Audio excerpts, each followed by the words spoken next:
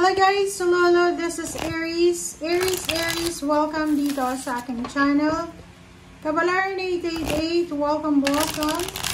Alamin natin kung anong messages, vibration, gabay, energy para sa inyong lahat. This is general reading. So, tingnan natin Aries. Okay, first card natin is 29, 9, 10, 11, Lady, Ace of Spades.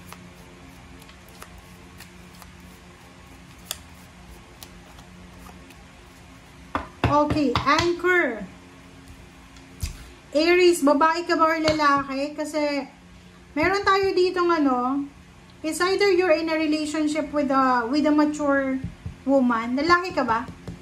Kasi pwedeng in a relationship ka sa isang matured na babae, makapangyarihan, is either police, politiko, politician, judge, attorney, teacher, engineer, or mataas yung posisyon niya.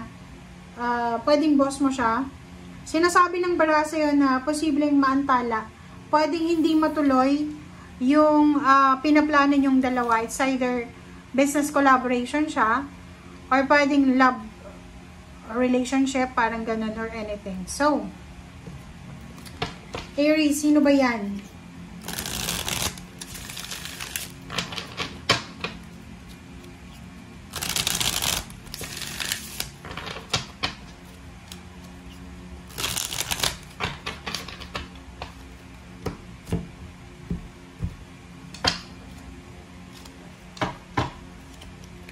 Okay, first card natin is Five of Swords. Five of Swords.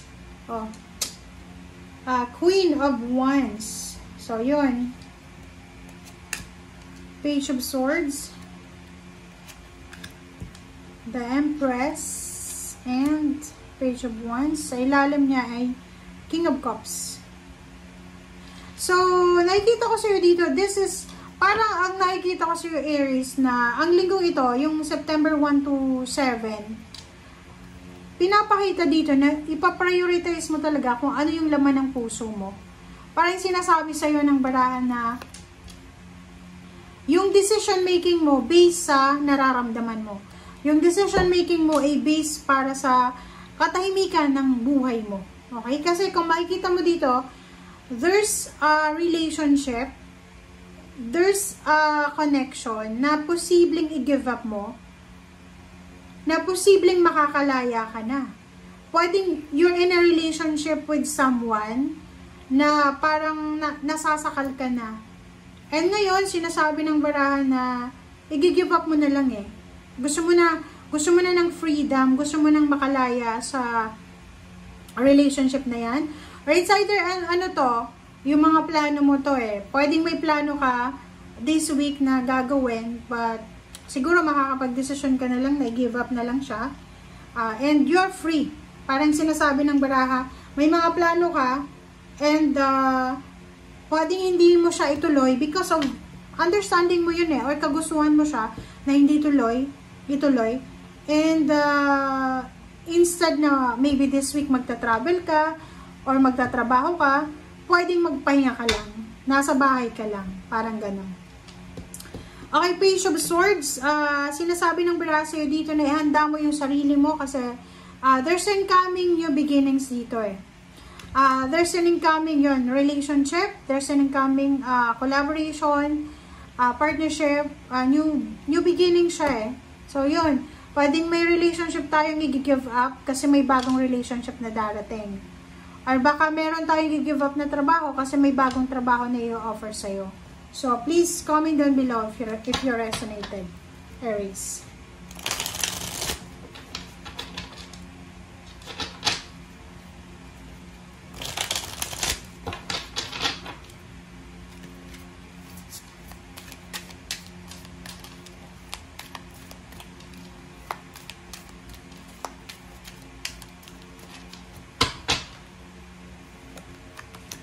Okay, so 7 of Cups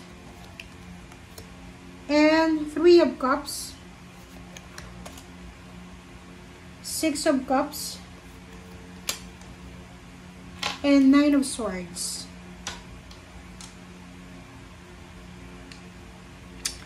Okay, so dito, sinasabi ng bara sa inyo na there's a Three of Cups. There's a celebrations coming. Marami sila. Maraming celebration to. So, sinasabi ng bara, huwag kang masyadong ma-depress. Huwag kang masyadong ma-stress. Kung ano man yan.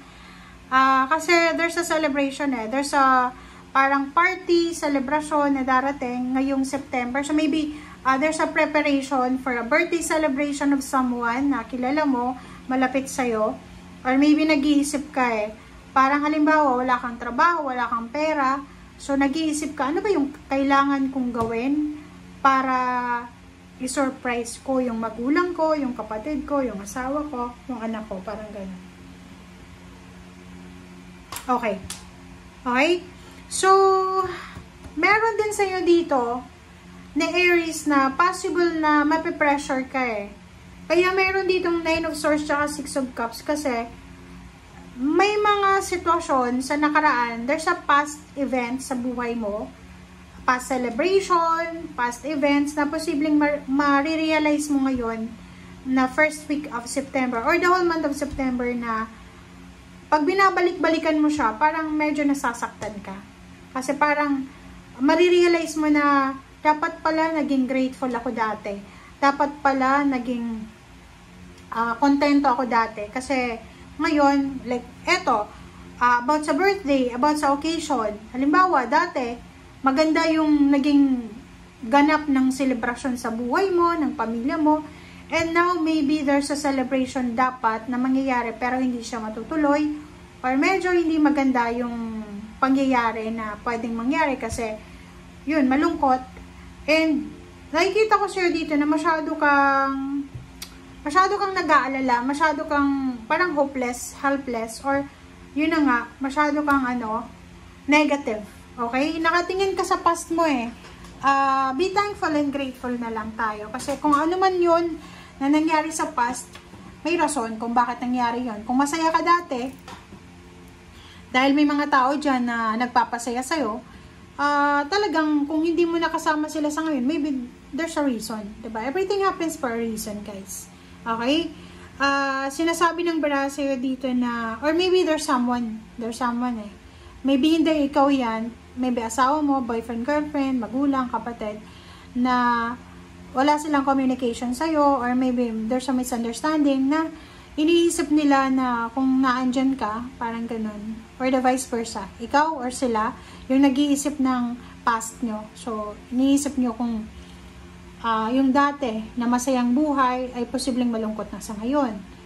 Yung dating relationship na masaya, ngayon medyo hindi na maganda. Parang ganun. So, comment down below if you resonated, guys. Thank you! Bye!